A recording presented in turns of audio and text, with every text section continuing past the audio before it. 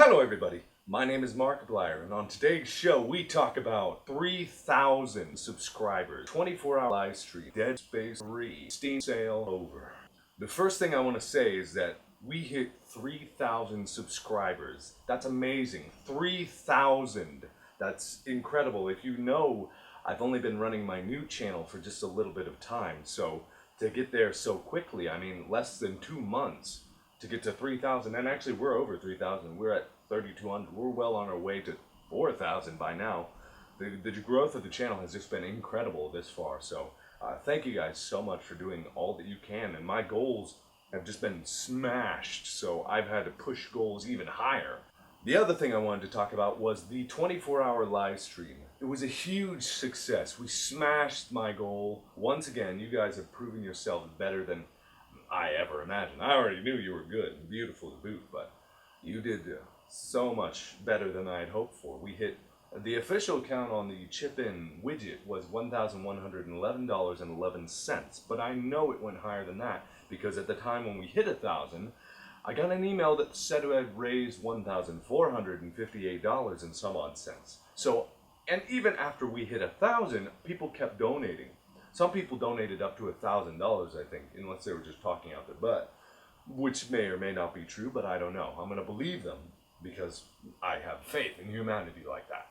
So we probably got over $2,000 donated to Child's Play in 24 hours, which is an amazing feat, and you all should be proud of that. I had nothing to do with it. All I did was play video games and act like an idiot most of the night, and you guys are the ones that did it.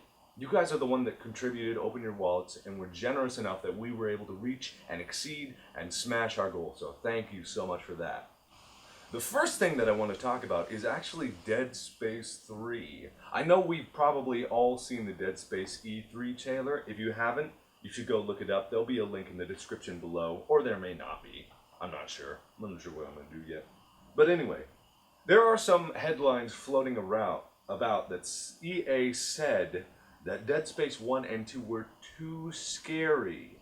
Quote, the realization that horror games Dead Space and Dead Space 2 are scary led to the decision to shift the focus away from scares in Dead Space 3. Now this quote has been floating around the internet for a while now, but it may not be true. There is no backing up evidence that said that EA ever said this. There is no quote to say what person said this. There's not even a department head or job title that said that they said this. So this may be entirely fabricated.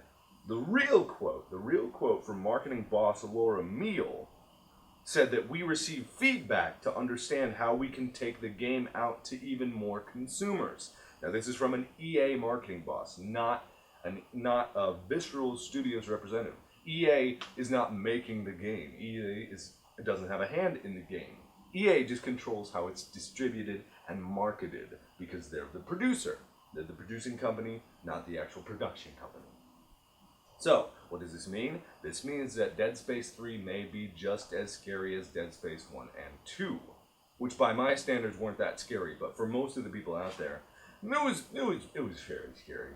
Survival horror with a little bit of action. But my fear is still what I saw with my eyeballs at the E3 trailer. Now, I want to point out that in Dead Space 2, they showed a clip at E3, I believe, where Isaac Clarke was on the train ride over and it just broke that section off and he jumped out into the air and used his rocket boots to scoot his way along to the next train. And all the comments were, "Whoa, calm down there, Iron Man. You don't need to be going that hard." And everyone thought that Dead Space 2 was going to be an action game, but it proved to be quite a bit survival horror. Not as cramped as Dead Space 1 was, so some people may think that that drops the scariness level, but still, it was very good. Like, I enjoyed the game, and I have faith in Visceral Studios. Visceral Studios has earned my respect as being a maker that, a video game production company that can make good games. Well made, well put together, the mechanics work, and the environment is good. So I believe that Visceral Studios will do a good job with Dead Space 3. However, I believe that EA has its evil hands in the mix. I believe that they are influencing the game a bit to push more towards action. And why? Because the quote said, the real quote, not the fakey quote. We receive feedback to understand how we can take the game out to even more customers. And how do you do that? You introduce co-op. Co-op inherently reduces the scariness of any game. It's why Left 4 Dead 2 and Left 4 Dead 1 are not scary games. They're first-person shooters with zombies, and that's awesome.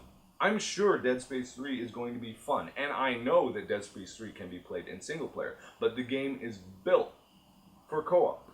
They didn't create two different set designs for 1 and 2. The game is built for co-op. The hallways have to be wider to accommodate two people. The set pieces have to be bigger to accommodate 2 points of view. Everything has to be made bigger and more action-oriented instead of being focused down on scaring one person. Now, I'm not saying that it's never going to be scary. I'm sure Dead Space 3 is going to be a great action game with some scary parts. But that's the problem. But this is all way, way before the game is actually released. So all of this is speculation up to this point. So, I will keep my opinions to myself. You can develop your own opinions and do whatever you want with them. So, that's all I have to say about that. But I have faith. At the end of the day, I have faith in Visceral Studios in making a good game. Now, the final note. The Steam sale is over. It's done. Your wallets can be put to rest. Now, I don't know what... I've been through a few Steam summer sales now. Like without ever making a significant purchase. Seriously, I've been able to hold back on my wallet, unleashing my wallet on Steam, for quite some time because I just never really found anything that I wanted to play. I mean, all the games there I've already looked at, I've already seen, and I'm like, yeah, no, I don't know. I bought 2 games on the Steam sale. I bought Dear Esther because it was $2.50, and I bought Sanctum because it was $2.50 and my friend played it.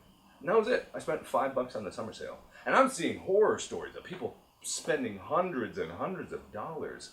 Did you guys spend hundreds and hundreds of dollars? Let me know, because that sounds outrageous to me. Why would you just buy a game if you're never going to play it? Why would you just buy a game if you weren't even interested in it in the first place? I only buy games that I am very interested in. So you guys need to let me know about this. I mean, what's the point? Why do you guys feel the impulse to buy games that you're never going to play? I want to hear about it. And also, I hear a lot of people complaining about how much they spend in the money. And I remember very shortly before the Steam sale started, there was a whole month-long period where, where's the Steam sale? Oh my God, I've got all this money that I just want to burn. And now everyone's like, where'd all my money go? I'm so sad now. And people just don't seem to get that there's a correlation between the two. I'm pretty sure Valve has incredible marketing insight to build up tension and then make you unleash your wallets in a 2-week-long spree of buying.